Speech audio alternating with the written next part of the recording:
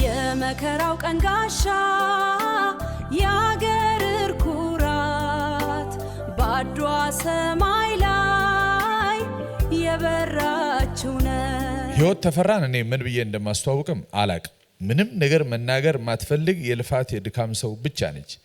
እኔ ከፍቅርና ከክብር ውጪ ምን ልላትም አላቅም። ማማ በሰማይ ታወረኝ ዘስካይን የምታውቁት ነው። ምንትዋብን ሐሰሳን የምታውቁት ነው። በሚሊዮኖች ልብ ውስጥ መንገስ የቻለች መጽሐፍ በጣም በብዙ ልፋትና ድካም በአጭር ጊዜ ከዮርዳኖስ ጋር ያደረሱ በጣም ታላቅ ምንወዳት ምናከብራት በአጻጻፍ ስታይሏም በጣም ሺዝ ዩኒክ። እኔ እንደው ጉልበቷን ስም ራሱ ደስ ይለኝ።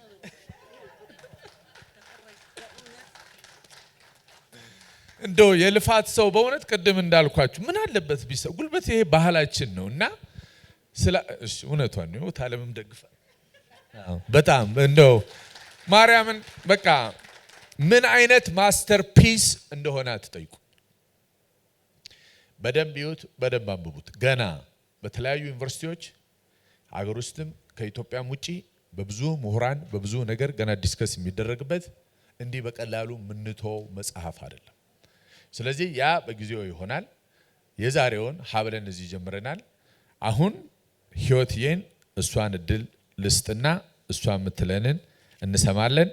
ከዛ ደግሞ በመቀጠል ወይዘሮ አቻሜለሽ ደግሞ የምትባል የምትገርም ትልቅ ሰው አለች። እሷን ደግሞ ዛሬ የነሱ ቀን ነው፣ በደንብ ደግሞ አስተዋውቃችኋለሁ። ከዛ ጋሻ አበረ ጋር ሄዳለሁ፣ ጥቤ ጋር ሄዳለሁ።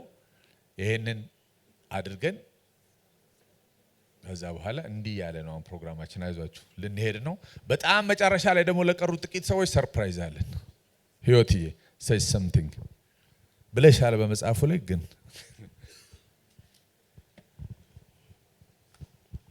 እሺ እንዴት አመሻችሁ? መሰረት በጣም ከዮርዳኖስም ጋር ሆኜ በጣም አመሰግናለሁ።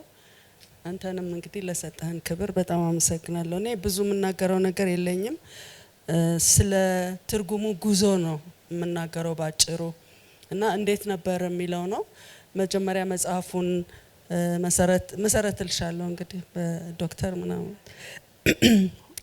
ሲመጣ የሁለታችንም ጓደኛ የሆነችው አስቴር ፍሳ በሷ በኩል ነበር የመጣው ስራውና እኔና ዮርዳኖስ እንዲሁ በአጋጣሚ እንዲናርግ ተባብለን የመጀመሪያ ስራችን ነበር እና የዛንለት የክሪስ ብራውቲ መጽሐፍ ነው ሲባል ኢዚ ሪድ ነው አልኩ፣ ገና መንገዱን ሳላቅ ማለት ነው። እና በዛ መሰረት ትርጉሙ ተጀመረ። የተሰጠን ጊዜ 6 ወር ነው። 4 ወር ለትርጉም፣ 2 ወር ለአርቶት ስራ ማለት ነው። እና ስለ እውነት ለመናገር በጣም ለ351 ገጽ ለዛ አይነት ስራ በጣም አጭር ጊዜ ነው። ነገር ግን ለአድዋ መድረስ ስለነበረበት ያው እኔ ብዙ ማታ መስራት አልወድም። ዮርዳኖስ እንቅልፍ እያጣ ብዙ ቀን ሰርተናልና ቀላል አልነበረም ጉዞ። ለምን ጽሁፉ እንደተባለው ቅድም ታምራት ብዙ ነገር ነግሮናል አይደል? የታሪክ መጽሐፍ ሲተረጎም ምን ማለትኛ ምንም ይሁን ብቻ ትርጉም ነው እንጂ ያየነው የዚህ ነው የዛ ነው የሚለው ነገር ውስጥ አልገባንም። እና ብዙ ስንገባ የገባንበትን ብዙ አላወቅንም። እና እኔ ተርጓሚ ሆኜ መጀመሪያ ላይ በኋላ ዮርዳኖስ አርታዬ ሆኖ ሊሰራ ነበር ውላችን። እና እኔ እየሰራሁ ያለው ሳየው አይደርስም። እኔ ቀስ ብዬ ነው የምሰራውን ስራና አይደርስም። በኋላ ላይ ነው ይሄ ነገር ሊሆን አይችልም፣ ስለዚህ ሁለታችንም ትርጉሙ ላይ መሳተፍ አለብን፣ አርቶቱን ስራ በኋላ እንሰራለን የሚል ውሳኔ መጣ። ከሄድን በኋላ ወራቶቹ እየመጡ ሲሄዱ እንደማንጨርሰው ግራ አወቅን። ስለዚህ ቴዎድሮስ ሁንዴ እዚህ ውስጥ እንዳለ አላቅም፣ እሱን የመጨረሻዎቹን የሆኑ ገጾች እንዲሰራልን ጠየቅ ነው። እሱ ባይገባበት ኖሮ መሰረት ዛሬ እዚህ አይመረቅም ነበር ይሄ ጽሁፍ። አንደኛ አተረጓጎሙ ላይ ሲታይ ለምሳሌ እኔ በማቀው ሁለት አይነት አተረጓጎም አለ። እኔና ዮርዳኖስ ትርጉም ላይ ተሳትፈን አናውቅም። አንዱ አይነት ይመስለኛል ቃል በቃል መተርጎም፣ ቀጥታ ትርጉም። ሌላው ደግሞ አንዳንድ ሰዎች ሀሳቡን ወስዶ መተርጎም ይላሉ። መቼም ያው ለተቀማጭ ሰማይ ቅርቡ ነው ይባላል አይደል? ግን ሁለቱም የየራሳቸው ችግር አላቸው። ቃል በቃል ስንተረጉመው ቀጥተኛ ስለሆነ ህይወት የለውም። ከዛ ቃል በቃል የተተረጎመው በኋላ ላይ ደግሞ ህይወት የመስጠት ጉዳይ ነበረ። ሀሳብ ወስዶ የሚለውን ደግሞ ስናይ ብዙ ስህተት ተቃራኒ ሁሉ በሆነ መንገድ ሊተረጎም ይችላል። ሌሎች ስራዎች ላይ አይተናል እንዴት በተቃራኒ መንገድ እንደሚተረጎም እና በዓለም ዙሪያም ለምሳሌ አሁን ትልልቆቹ እንደ ዶስቶየቭስኪ፣ ቶልስቶይ፣ ሰርቫንቴስ፣ ዶን ኪዮቲ ምናምን የመሳሰሉት ተደጋግመው ተተርጉመዋል። ለምን? ስህተቶች ስላሉ። እና እኔ ትዝ ይለኛል ትምህርት ቤት ስንማር እከሌ የተረጎመውን የከሌን ትርጉም ይሉ ነበር አስተማሪዎች። ለምን? ስህተቶች ስላሉ ማለት ነው በትርጉም።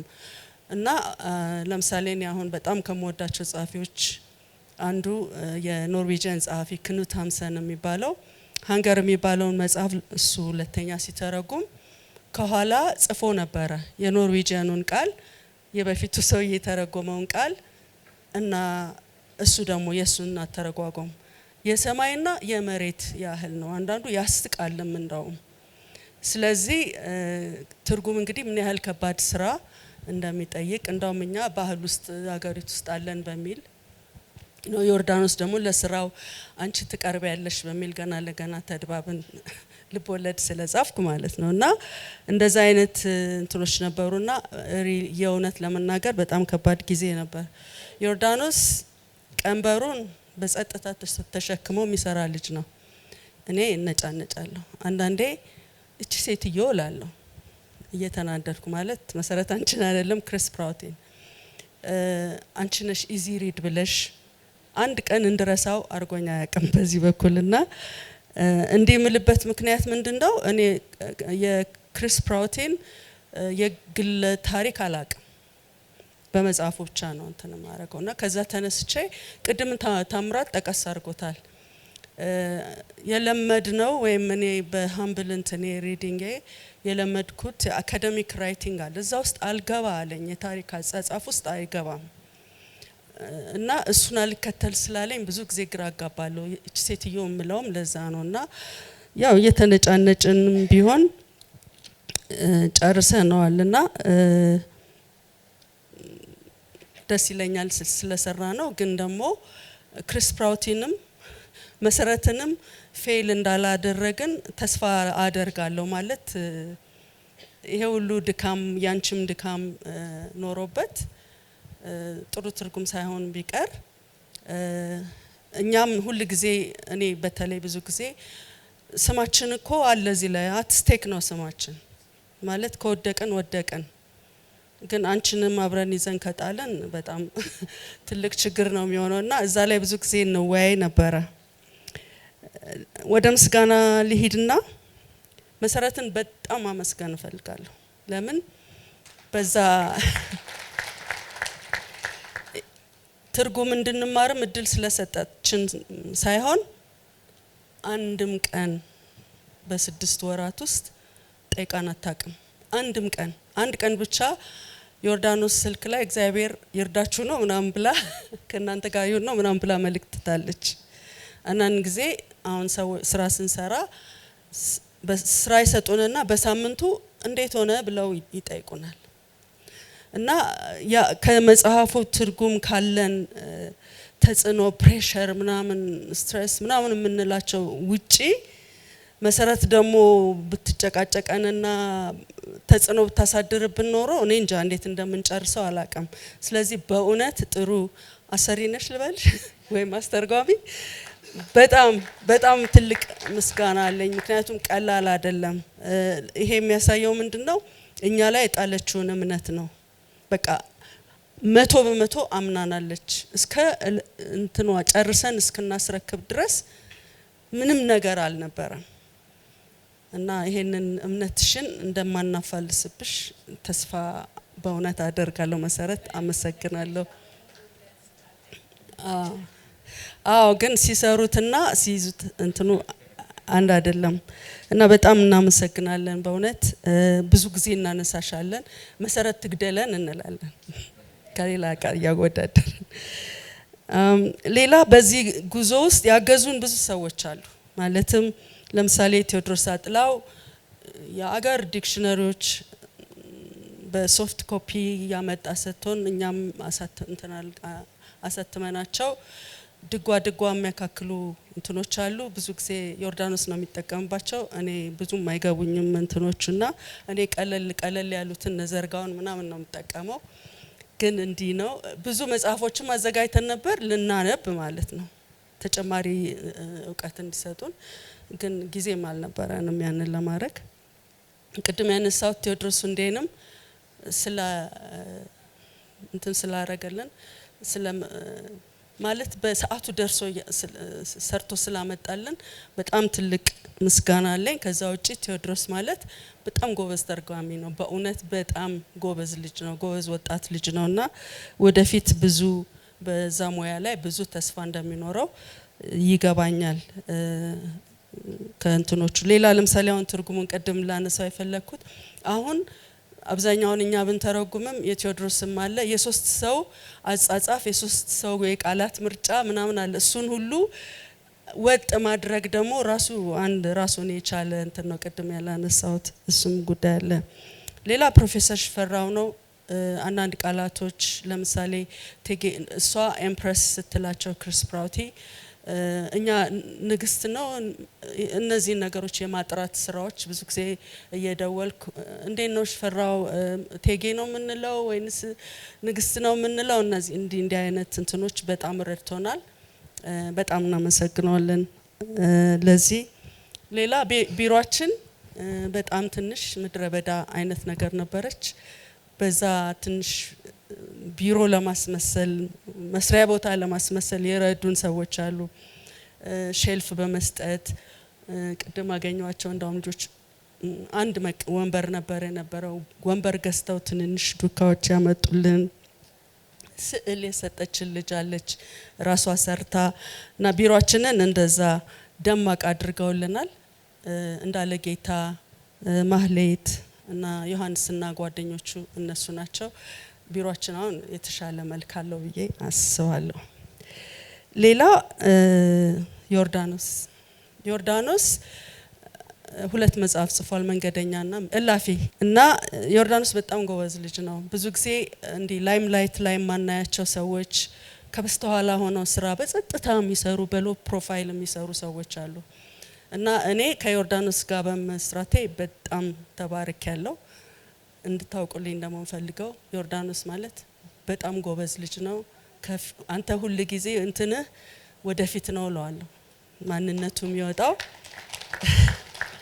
the future is yours አይነት ነገር እለዋለሁ ብዙ ጊዜ እና በጣም ጎበዝ ልጅ ነው ብዙ ወጣት እየወጡ ያሉ ልጆች አሉን ሌላ የቅድም ታምራት ያነሳው ሌላ ደግሞ ታምራትና ሽመልስን ዶክተር ሽመልስን ማመስገን ፈልጋለሁ ሁለቱም ስጠይቃቸው በጣም በደስታ ነው የተቀበሉት እና ለዚህ ትልቅ ምስጋና አለኝ ስለ እንትን የግርጌ ሀተታ አንስቶ ነበር ታምራትና ተሰርቷል አስተርጉመናል በሰው ግን እናስገባውና በየቦታዎቹ ላይ አስገብተን እናውጣው ምናምን ብንል ኖሮ አገን ዛሬ አይመረቅም ነበር መጽሐፉ ስላልተሰራ ሳይሆን ተተርጉሞ ተቀምጦ ግን በጊዜ ጥረት ምክንያት ወደ ኋላ የቀረ ነው በሚቀጥለው እትም ውስጥ ይገባል የተዘጋጀ ነገር ስለሆነ አመሰግናለሁ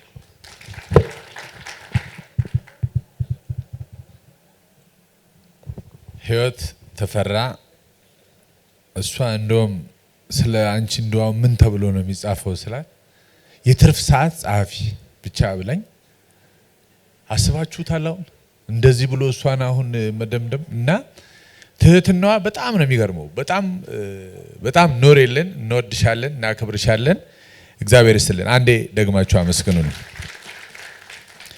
የመከራው ቀን ጋሻ ያገር ኩራት ባዷ ሰማይ ላይ የበራችው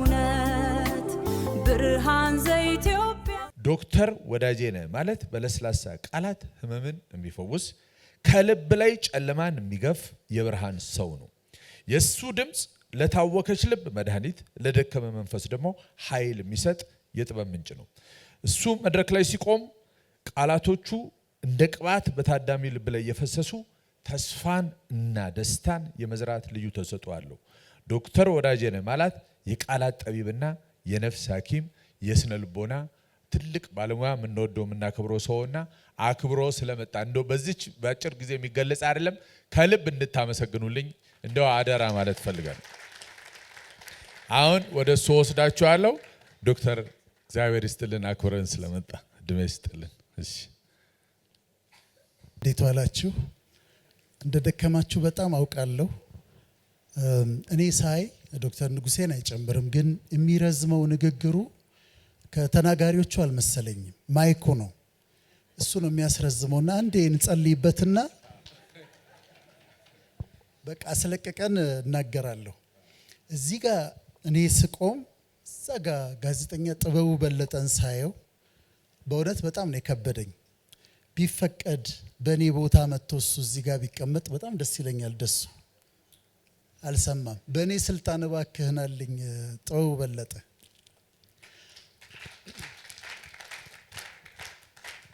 በእኔ ቦታ ይቀመጥልኝ ብዬ ነው።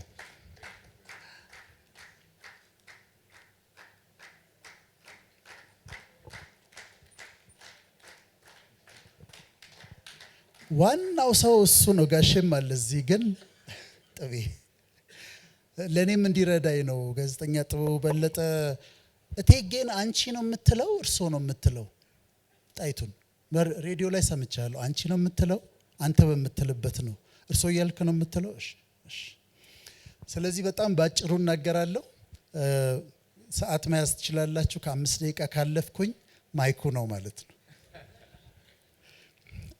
እቴጌ ጣይቱን ከማውቃቸው አንዳንድ ሴቶች ጋር በጣም ባጭሩ አገናኝቼ ጥቂት ነጥቦች ስለሳቸው ነግራችሁና አወርዳለሁ። አንደኛ የመጽሐፍ ቅዱሷ ሳራ ልጅ መውለድ አስቸገራት። እስከ 90 ዓመቷ ድረስ ስትቸገር ልጅ መውለድ በጣም ተቸግራ ነበር።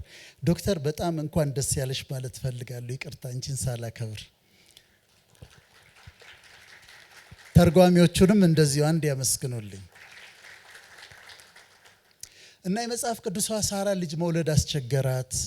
ደግሞ በሷ በምትወልደው ልጅ ነው ዘር የሚቀጥለው እና በጣም ተቸግራ ነበር። በኋላ ግን እግዚአብሔር መጣና ሶራ ነበር ስሟ፣ ሳራ ብሎ ቀየረው።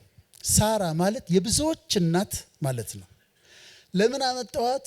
ጣይቱ ከምኒልክ ልጅ መውለድ አስቸገራቸው። ከዛ አንድ ቀን ከምኒልክ ጋር ቁጭ ብለው ሲያወሩ እቴጌ ጣይቱ እንደው ልጅ ሳንወልድ ብለው ልጅ ነገር አነሱ። ምኒልክ ጣይቱ ምን አሉ? ይሄ ሁሉ ሚሊዮን ህዝብ ልጃችን አይደለም እንዴ አሉ። እናትነትን ታያላችሁ። ማን ይሄንን ማለት የሚችል? ህዝቡ የኛ ልጅ አይደለም እንዴ? የኛ ልጅ ባይወለድ ምን አለበት? ህዝቡ ልጃችን ነው አሉ። እንደ ሳራ። ሁለተኛ ጣይቱን ማመሳሰላቸው ከርብቃ ጋር ነው። ርብቃ ደግሞ የአብርሃምና የሳራ ልጅ የይስሐቅ ሚስት ነበረች። ሚስት ተፈለገ ለይስሐቅ። አባቱ መልእክተኛ ላከ። ከዛ ርብቃ መጣች። ርብቃ በጣም ቆንጆ ነች። የዛ ጊዜ ይስሐቅ እናቱ ሞታ በጣም ሀዘን ውስጥ ነበር። ርብቃ መጣች፣ ከበቅሎ ላይ ወረደች፣ አያት። ይስሐቅ አያት፣ ቤቱ አስገባት፣ ወደዳት። የእናቱን ሞት ረሳ ይላል። ምን እንዳደረገችው አላውቅም። ርብቃ ገባች፣ የእናቱን ሞት አስረሳቸው፣ ሀዘኑን በሙሉ አስረሳቸው። ሌሎቹ ያዕቆብ፣ አብርሃም ራሱ የተለያየ ሚስቶች ሲያገቡ ታያላችሁ። ይስሐቅ ግን አንድ ሚስት ነው ያገባው፣ እሷም ርብቃ ነች። ለምን? በቃ ሁሉ ነገር ሆነችለት። ምኒልክ ሚስት ሲፈልጉ እቴጌ ጣይቱ መጣች። እዛ ጋር ወጣት ስለነበረች አንቺ ልበላት፣ ጠይም፣ ቆንጆ፣ ደርባባ፣ ባለሙያ፣ ፍቅር የምታውቅ፣ አነጋገር የምታውቅ ምኒልክ ጋር መጣች። ሀዘናቸውን በሙሉ አስረሳቻቸው። በቃ ለሌላም ሴት አይን አልነበራቸው፣ ሀዘንም የለባቸው። ሁሉ ነገር ሆነችላቸው ለአፄ ምኒልክ። ለዚህ አሁን እኮ ስለ ምኒልክ እንከራከራለን። ስለ ጣይቱ የሚከራከር ሰው ያለ አይመስለኝም። በቃ ፍቅር ሰጠቻቸው፣ እህትም ሆነችላቸው፣ ሚስትም ሆነችላቸው፣ ሀዘናቸውን አስረሳቻቸው፣ ሌላ ሴት እንዳያዩ አደረገቻቸው። ልክ እንደ ርብቃ ለይስሐቅ እንዳደረገችው ማለት ነው። ስለዚህ ሁሉ ነገር ሆነችላቸው። ሶስተኛ ዲቦራን አነሳለሁ። ዲቦራ ወይም ዴብራ ማለት በዛፍ ስር የምትቀመጥ ፕሮፌተስ ነበረች፣ ነብይ ነበረች፣ የሀገር መሪ ነበረች። እና ሶሪያውያን ሲመጡ ባራክ የሚባልን ሰው ጠራቸው። የዛ ጊዜ ሲሶራ የሚባል በጣም ጨካኝ ጀነራል ነበር። እሱን ለመዋጋት ባራክን ጠራችውና ሂድ ተዋጋ አለችው። እኔ አንቺ ካልመጣሽ አልሄድም ማለት ሲሰራ፣ አንቺ አብረሽን ካልመጣሽ አልመጣም ማለት። ተው ግን በሴት እጅ እግዚአብሔር ጠላትን አሳልፎ ይሰጣል አለች። በኋላ ተነስታ ሄደች፣ አብራው አሸነፈ። በሴት እጅም እግዚአብሔር ጠላትን አሳልፎ ሰጠ። ንቂ ዲቦራ ሆይ ንቂ፣ አንቺ የትውልድ እናት ሆነሽ እስክትነሺ ድረስ ኃያላን እንዴት ወደቁ ተብሎላት ነበረ። ልክ እንደዚሁ ደግሞ እቴጌ ጣይቱ የጦር ጀነራል፣ መሪ፣ ጀግና፣ ደፋር ሆነው ያደረጉትን ነገር ጥበቡ በለጠ ይነግራቸዋል።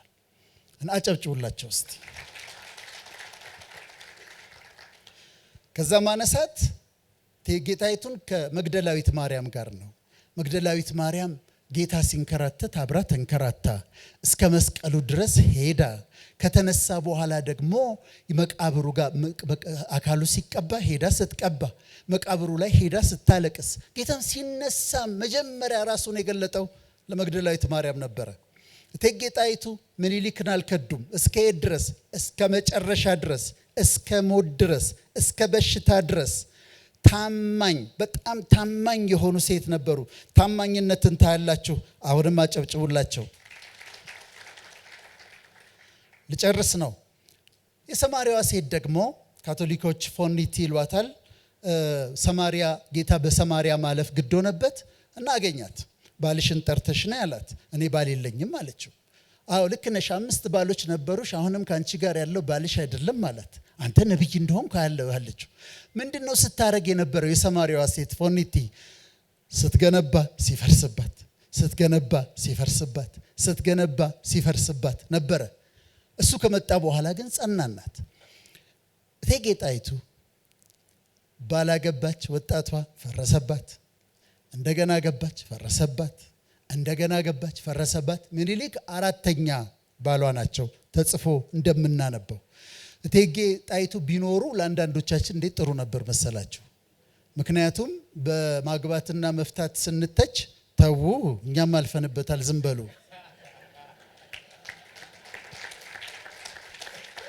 ይሉልን ነበር። በደንብ አጨብጭቡላቸው። እንደው በኖሩልኝ ኖሮ በዘመን ወደሳቸው ነበር እምልከው ሰውን ሁሉ።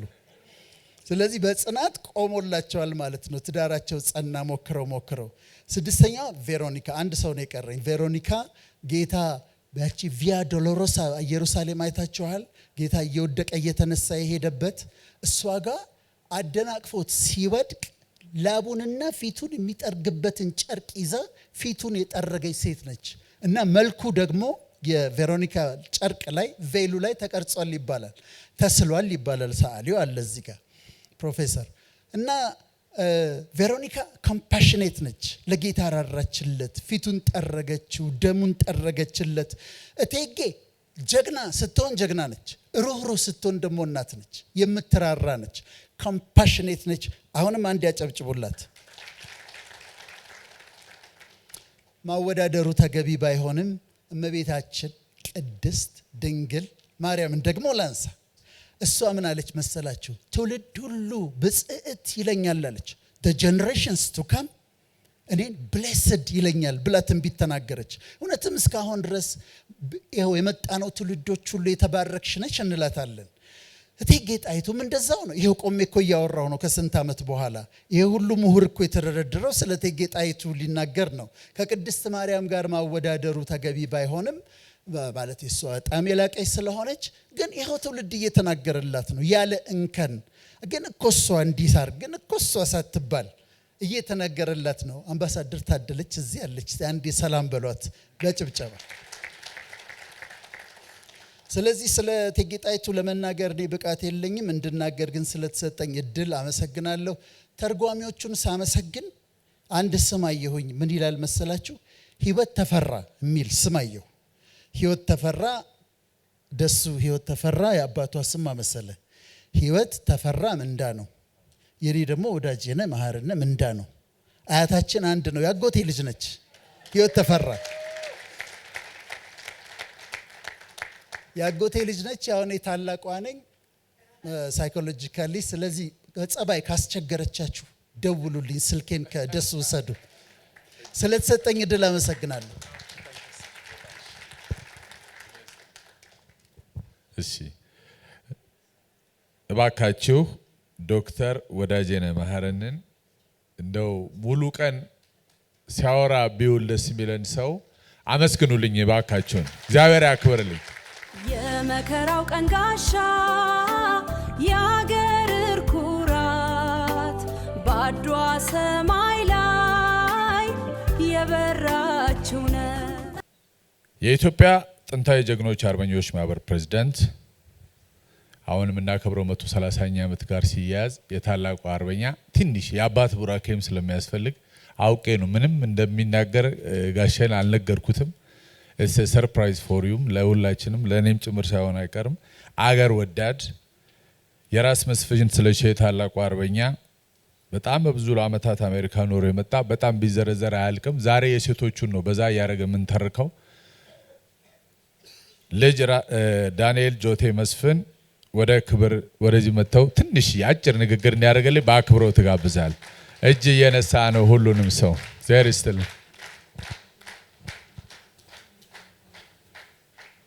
ይቅር በለኝ ጋሽ ሳልነግርህም ነው ትንሽ ዝም ብለህ እንድትባርከን። ዛሬ ከዘራዬን በተጠቀምበት ደስ ይለኝ ነበር። እንዴት ዋላችሁልኝ? በእውነቱ ንግግር አደርጋለሁ ብዬ አልመጣሁም። ታሪኩና የተጻፈው መጽሐፍ ደግሞ ያገባኛል በሁለት ምክንያት። አንድ ሙሉ ኢትዮጵያዊ ነኝ። ሁለተኛ ደግሞ የሚኒሊክና የጣይቱ ታሪክ የሁላችንም ታሪክ ስለሆነ ነው። ስለነዚህ ታላላቅ ሰዎች ተነግሮ አያልቅም። በጣም ደስ የሚለው እንደሚባለው ሁሉ ከአንድ ትልቅ ወንድ ንጉስ ጀርባ ሴት አለች እንደሚባለው ስለ ዶክተር ፍቅሩ ደግሞ ዶክተር መሰረት ስላለች በዚህ አጋጣሚ እናመስግናት። ስለ ሚኒሊክና ስለ ጣይቱ የተወሳው የተደረገው ኢትዮጵያን ከባርነት ዛሬ እንደዚህ ተሰባስበን ደረታችንን ነፍተን እኛ ኢትዮጵያውያኖች ነን ብለን ለመናገር ያበቁን እነሱ ናቸው። ይሄንን የምልበት ዋነኛው ምክንያት ኢትዮጵያችን እንደ ቆንጆ አበባ ወይም እንደ ቆንጆ ሴት ነች። የማይፈልጋት የማይመኛት እንደሌለ ከታሪካችን ተገንዝበነዋል። አውሮፓ ላይ ምክር መክረው ኢትዮጵያን እንደ አንድ ቀኝ ግዛት ለመቃረም በሚፈልጉበት ጊዜ እምዬ ምኒልክ ጣይቱን ይዘው ባልቻን፣ አባተን፣ ገበየሁን ሌሎችን ይዘው 100,000 ሰው ይዘው ሲዘምቱ አሻፈረኝ አገሬን ማንም አይነካትም ብሎ ነው ተነስቶ ሄዱት። መርሳት የሌለባችሁ በዛን ጊዜ የነበረው ኢትዮጵያ ከፊውዳል አሰራርና መንግስት እየተላቀቀ በሚሄድበት ጊዜ ከመሳፍንት ዘመን ያለበት እንደነበረ ማስታወስ ይገባናል። በዛን ጊዜ ደግሞ የነበረው የመሳፍንት አገዛዝ ወይንም ስርዓት በነበረበት ጊዜ ብዙ የእርስ በእርስ ጦርነት ነበረ። ከዛ ደግሞ ባሻገር ከህንድ ሀገር ወደ ኢትዮጵያ የመጡ ከብቶች በሽታ ይዘው መተው ኖሮ ኢትዮጵያ ውስጥ ያሉትን ከብቶች በሙሉ በበሽታ በክሏቸው ገበሬው የሚያርስበት የሌለው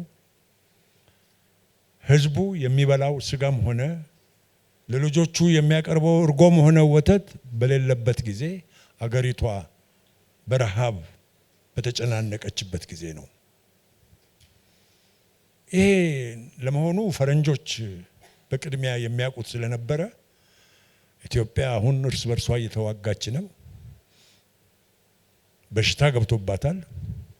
ህዝቡ ተበታትነዋል በሚባልበት ጊዜ እንደዛሬው ሳይሆን ህዝቡ በአንድነት የአማራው ተወላጅ ኦሮምኛ ሳይችል የኦሮምኛውም ተወላጅ አማርኛ ሳይችል 1000 ኪሎ ሜትር ወደ አድዋ ሲዘምቱ የኢትዮጵያን አንድነትና የኢትዮጵያን ማንነት የታየበት ጊዜ ነበረ። ያንን ነው ዛሬ እኛ የጥንታዊ ጀግኖች አርበኞች ማህበር በየጊዜው የምንናገረውና በየጊዜው በየቦታው እየሄድን ተማሪዎችንም ሆነ ሌሎችን እየሰበሰብን የምናጫውታቸው ታሪካችንን ያኔ እንዲህ ነበረ፣ ያኔ እንዲህ ስለነበረ ነው ዛሬ እናንተ ያላችሁት። ያ የነበረውን ዛሬ ደግሞ እናንተ መቀጠል ይገባችኋል እያልን የምንመክረው እንደዚህ ተሰባስበን ሰላም ኖሮን አንድነታችንን እንድናንጸባርቅ ነው። እኔ እንግዲህ ብዙ ማውራት እችላለሁ። ዋናው ነገር ምንድነው? ዶክተር መሰረትን እና ዶክተር ፍቅሩን በአንድ ታሪካዊ አጋጣሚ አግኝቻቸዋለሁ። እንደ ቤተሰብም ነኝ ብዬ ብቆጥር አልሳሳትም። ኮቪድ በመጣበትም ጊዜ ይዞኝ ሊሄድ የነበረውን እነሱ ሆስፒታል ሄጄ ነው ገብቼ ተመርምሬ ልቡ እንደገና እንደ ወጣት አንበሳ ነው ተብዬ ወጣሁት። አልመስልም? ዋናው ነገር ክሪስ ፕራውቲን እኔ በ1987 ዓመተ ምህረት አሜሪካን ሀገር በስደት በነበርኩበት ጊዜ አግኝቻቸዋለሁ። ያገናኘንም በዛን አጋጣሚ እኔም አንድ የኢትዮጵያ ታሪክና የባህል መጽሐፍ ኤዲት አድርጌ አውጥቼ በነበረበት ጊዜ የሷ የጻፈችውን መጽሐፍ በኢትዮጵያ ስደተኞች መካከል እንዲራባ ፈልጋ አግኝታኝ የመጀመሪያውን እትሟን በአሜሪካን ሀገር ተባብሬ በተንኩላት እኔ ነኝ። ስለዚህ እሳቸው የጻፉትን መጽሐፍ ደግሞ በእንግሊዘኛ ስለነበረ በርግጥ ዳያስፖራው እዛ የተወለዱት ተጠቃሚዎች ሲሆኑ ስለ እቴጌ ጣይቱ ቢጻፍም በዚህ አይነት መልክ በተለይ ደግሞ በውጭ ሀገር የተጻፈውን ዶክተር መሰረት እንዲተረጎምና እንዲታተም በማድረጓ ትልቅ ክብር ይሰማኛል። እንዲኖራት አጨብጭቡላት። ይሄ ቀላል አይደለም። ሁላችንም እኔ ብቻ ሳይባል የተሰሩትን የተጻፉትን ለአዲሱ ትውልድ ማስረከብ ከቻልን አትጠራጠሩ፣ በመካከላችን ያሉት ጥቃቅን ችግሮች ይፈታሉ። ኢትዮጵያችን ደግሞ ሁሉም የኢትዮጵያ ሕዝብ የሚፈልግበት ማማ ላይ ይደርሳል ብዬ አምናለሁ። አመሰግናለሁ። እግዚአብሔር ይስጥልኝ። የመከራው ቀን ጋሻ የአገር ኩራት ባድዋ ሰማይ ላይ